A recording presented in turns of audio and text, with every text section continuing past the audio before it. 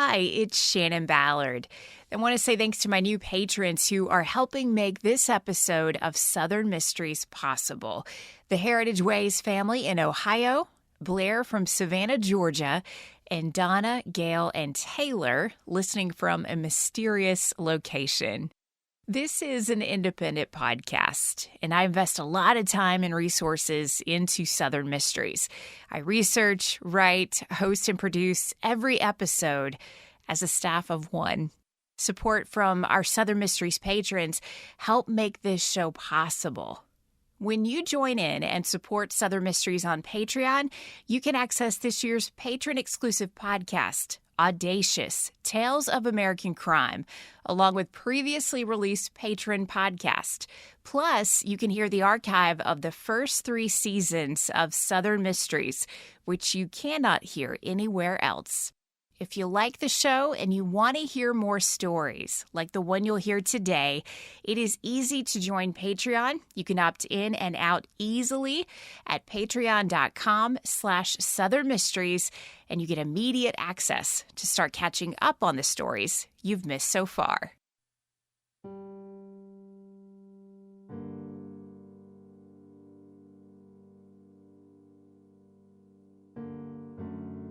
French author Charles Perrault published Bluebeard, a tale of a wealthy man who had a habit of murdering his wives, and his present wife's attempt to avoid the fate of women who had come before her.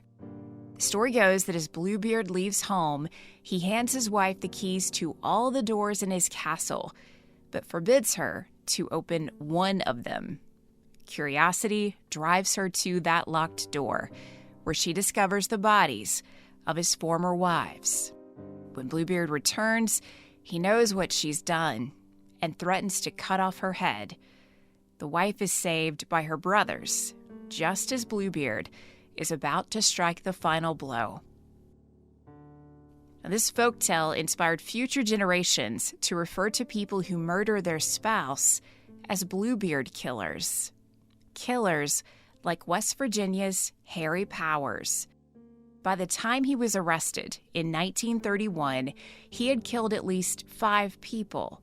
The traveling salesman used Lonely Hearts ads to find women he would rob and kill. Welcome to Southern Mysteries, exploring history and mysteries of the American South. I'm your host, Shannon Ballard. This is the story of Harry Powers, the Bluebeard of Quiet Dell. Harry Powers was one of several aliases used by Herman Drenthe, the name he was given at birth in the Netherlands in 1892. By 1910, Herman and his parents immigrated to the United States, and the family settled down in Cedar Rapids, Iowa. Herman embraced America, his new country, and was eager to forget about his old life. He reinvented himself. Harry Drenthe was now Harry Powers, an Oklahoma oil stock promoter who occasionally used the aliases A.R. Weaver and Cornelius Pearson. In 1926, Harry was looking for love. He began responding to listings in Lonely Hearts magazines. These listings were the predecessors of internet dating and Tinder. If you were looking for fun or long-term relationships, you shared about it in Lonely Hearts ads. Newspapers occasionally ran stories alongside these ads, warning readers to use caution. There would be stories of people who were conned, even murdered, because they answered or placed an ad in Lonely Hearts. To many people struggling with loneliness, answering an ad was their only hope of finding companionship, especially for those who lived in rural areas where a match could be tough to find. Harry Powers first responded to a woman named Luella Strother. In her Lonely Hearts listing, she mentioned she owned a small grocery store in Clarksburg, West Virginia, and a farm in nearby Quiet Dell. Luella was looking for romance, a serious relationship, and she found it with 34-year-old Harry Powers from Iowa. Harry didn't have movie star looks. He was stocky, wore glasses with thick lenses, but Harry Powers had a way with words that made him very appealing in writing. He told Luella that he was nearly 6 feet tall and a strikingly handsome man. Luella and Harry shared passionate love letters over the course of a year, and by 1927, Harry moved to Clarksburg, West Virginia, to marry Luella. You can imagine her shock when she realized Harry's description of himself had been a lie. But by then, Luella was in love with a man who had written those letters and wanted the security of marriage. Harry and Luella settled into life on her farm in Quiet Dell, with Luella managing the grocery store in Clarksburg. Harry kept working as a traveling salesman, and when he was home in Quiet Dell, he spent his time in a workshop, a garage he built on the property. Life seemed quaint and just about perfect for Luella. But a few years into their marriage, Harry had an epiphany. He realized one of the best financial decisions he had ever made was marriage. So Harry hatched a plan to meet new women and make more money.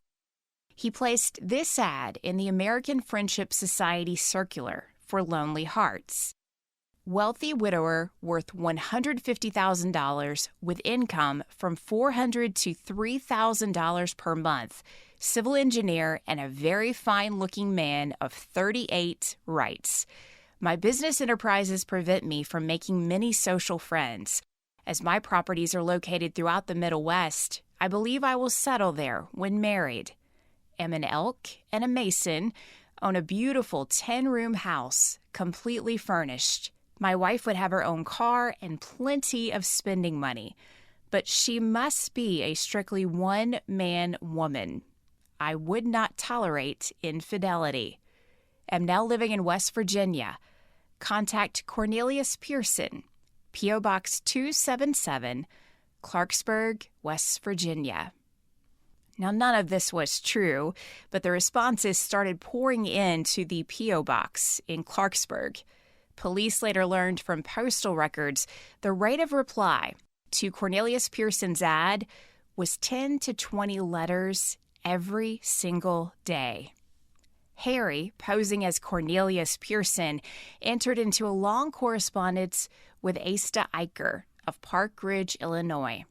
Asta was a widow and mother of 3 children, 14-year-old Greta, 12-year-old Harry, and 9-year-old Annabelle. On June 21, 1931, the man Asta knew as Cornelius Pearson arrived at her home for a short visit. After 2 days, Asta and Cornelius were ready for some time as a couple. Asta left her children in the care of her good friend Elizabeth Abernathy and hit the road with Cornelius. 5 days later, Miss Abernathy received a letter from Asta informing her that she and Mr. Pearson planned to marry and he would come pick up the children. On July 1st, Harry, still posing as Cornelius, returned to Asta Eicher's home without Asta. He spent the night at her house before visiting her children at Miss Abernathy's the following day. He instructed one of the children to join him for a drive. He drove directly to a bank, where he sent the child in with a check and a note instructing the teller that the check was to be cashed. The check was signed by Asta Eicher, but the teller recognized the signature as a forgery and refused to complete the transaction.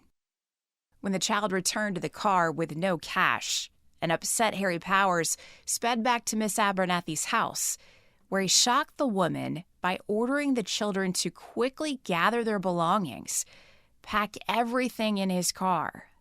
The children got in with Harry, and they drove away. Miss Abernathy never saw Asta Eicher or her children again. At the same time Harry Powers was wooing Asta Eicher, he kept his options open, corresponding with many women from Lonely Hearts ads. After the failed attempt to cash a check in Asta Eicher's name, Harry, again posing as Cornelius Pearson, arrived in Northborough, Massachusetts, to meet Dorothy Lemke.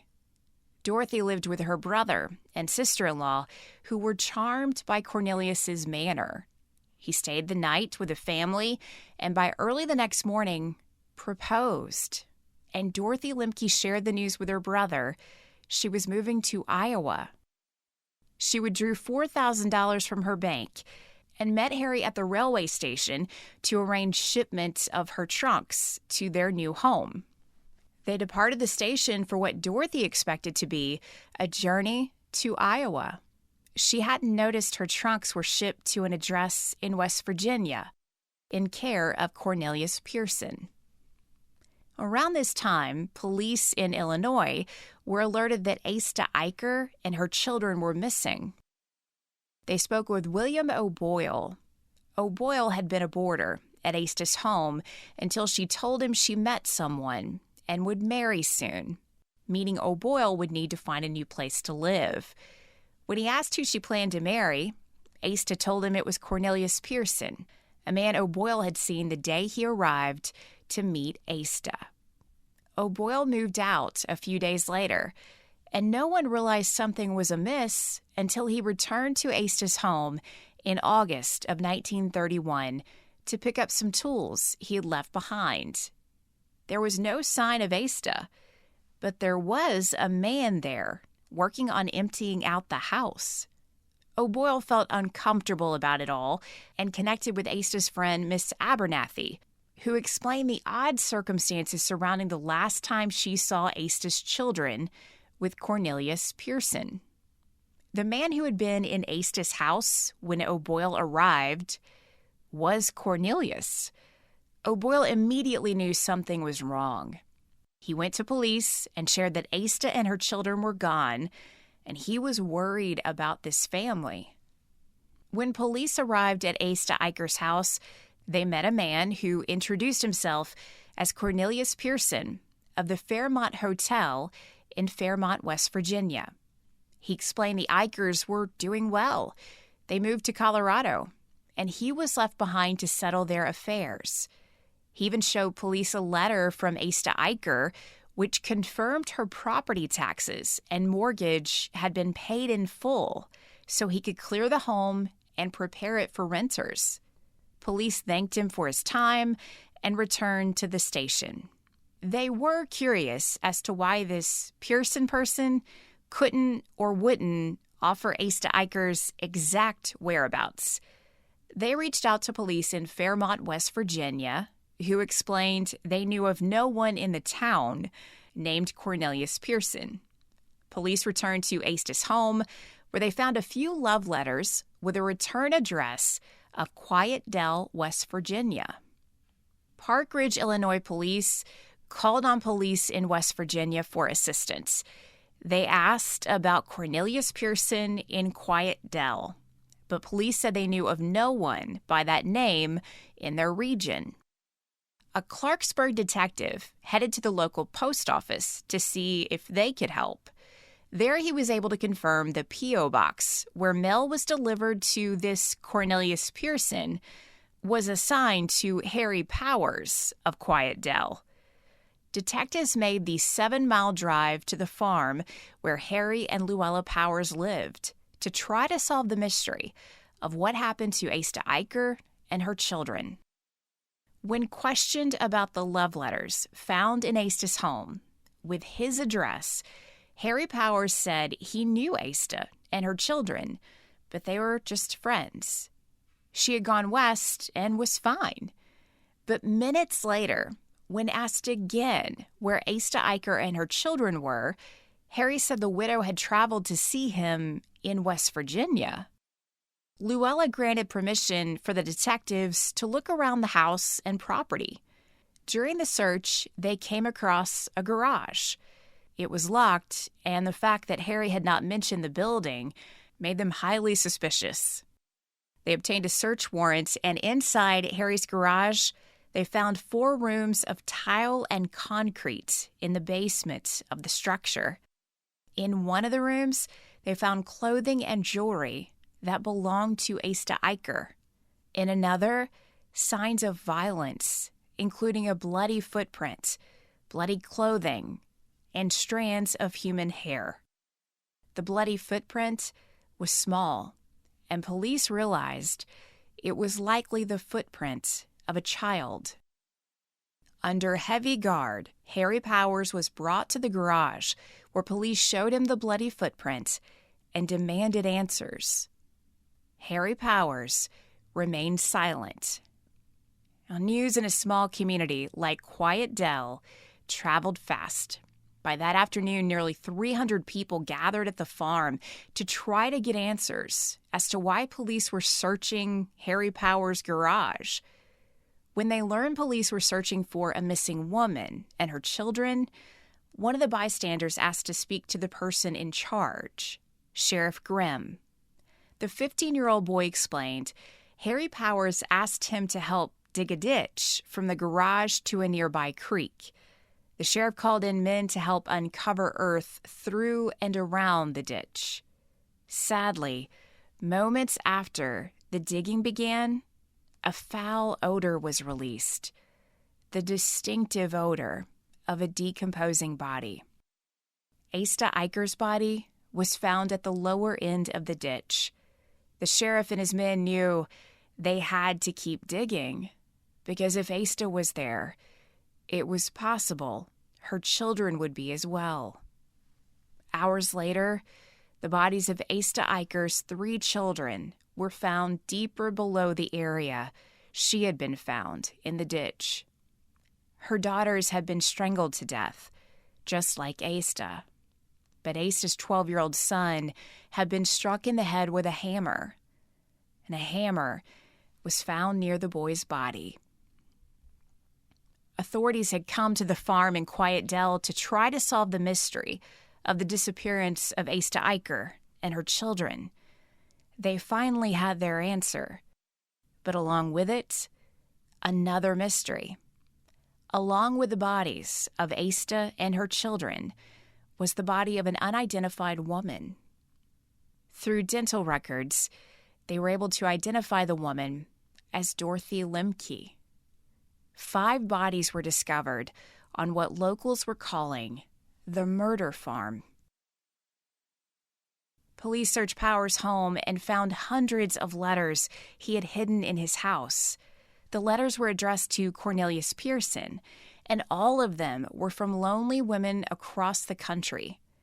Cornelius Pearson vowed undying love to all of these women. One of them stood out because she mentioned their upcoming marriage. 28-year-old Edith Simpson lived in Detroit, Michigan. She wrote of plans to marry Cornelius that September. When police met with her, she explained she had purchased her wedding dress and was making arrangements to start her new life with the man of her dreams. Police showed Edith a letter Harry Powers had written to Asta Eicher, posing as the same man, Cornelius Pearson. Edith was shocked to read the exact same words he had sent in her love letters. She told police he wrote so beautifully that she couldn't believe he would hurt an insect, and surely couldn't hurt a human being. Police then broke the news to her that this man she loved had confessed to murdering 5 people, including 3 children. Which was true. After police found the hundreds of love letters in the trunk at Harry's house, they searched the home again and found a roll of film hidden there. When they developed the film, they were shocked to see photos of Dorothy Lemke with Harry Powers, the man she believed to be her lover, Cornelius Pearson. When questioned, and based on photos of Harry Powers days after his interviews with police, beaten as well, Harry Powers confessed to the murders. He revealed he had driven Asta and her children to the Quiet Dell farm and locked them up in the soundproof chamber he constructed in the basement of the garage. He left them there for a few days, suspended from a noose from the rafters. Harry left town and returned with Dorothy Lemke. He brought her into the chamber where she was also bound. Harry explained that occasionally he would enter the chamber and make the women sign checks so he could withdraw money from their bank accounts, which were wiped out by the time their bodies were discovered. He said when he walked out of the chamber and the women and children were crying out to be freed, he was sexually excited by the sound of his victims screaming.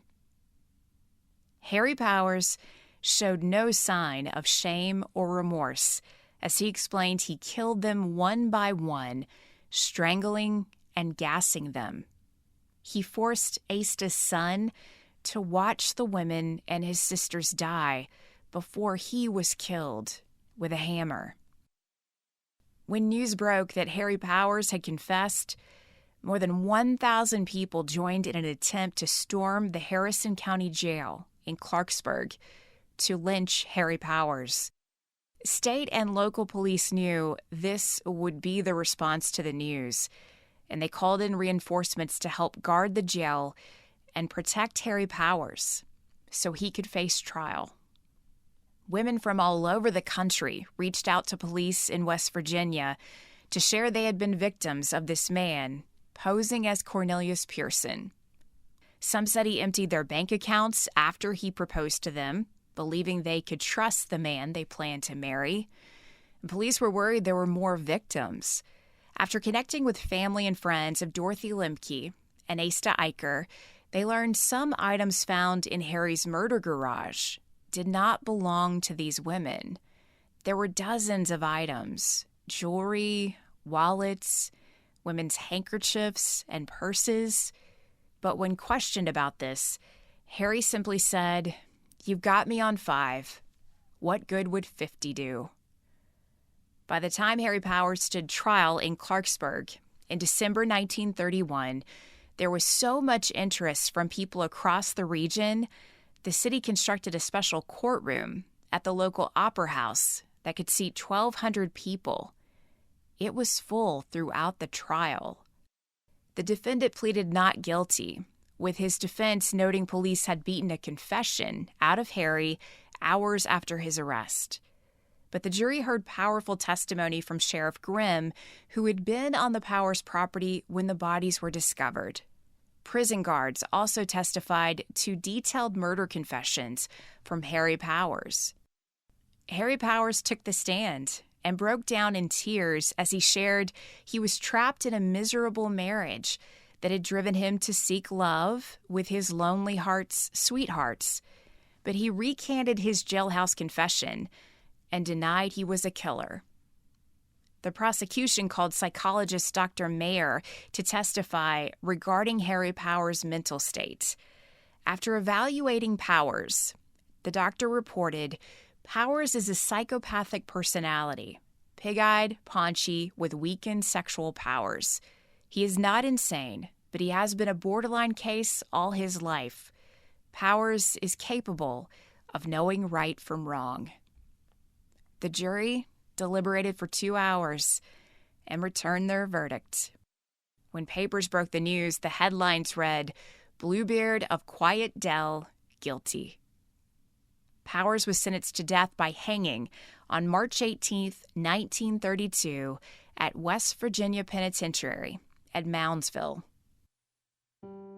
The day of Harry Powers' execution, large crowds gathered to witness the hanging. Powers wore a black pinstripe suit with a blue tie and white collar. One reporter wrote that Harry's appearance was so neat and tidy, you'd think he was the groom at one of the weddings he promised countless women. When marched to the gallows, Powers was asked if he had anything to say before he died. He seemed resigned to his fate and simply said, "No." A guard placed a black death cap over Powers' head, and at the signal of the captain of the guards, released the trapdoor. And Harry Powers plunged to his death, and as many people hoped, straight on to hell. Southern Mysteries is created and hosted by me, Shannon Ballard. Harry Powers' widow, Luella, denounced him after his arrest, saying he was a monster she didn't want freed for $100 million. When Harry was executed, Luella was asked if she wanted to claim his body for burial. She refused. Detectives who worked the Harry Powers case theorized Harry had victimized at least 50 women, having possibly killed many more than the 5 people found on his property. To this day, the Bluebeard of Quiet Dell legend tells of 50 victims, but officially, that's a theory that's never been proven. To see sources for this episode and learn more about Southern Mysteries, see the full show notes at southernmysteries.com. If you're enjoying Southern Mysteries, I hope you'll take a moment and rate and review the show where you're listening now. It helps other people discover the show, so I appreciate it. Thanks so much for listening.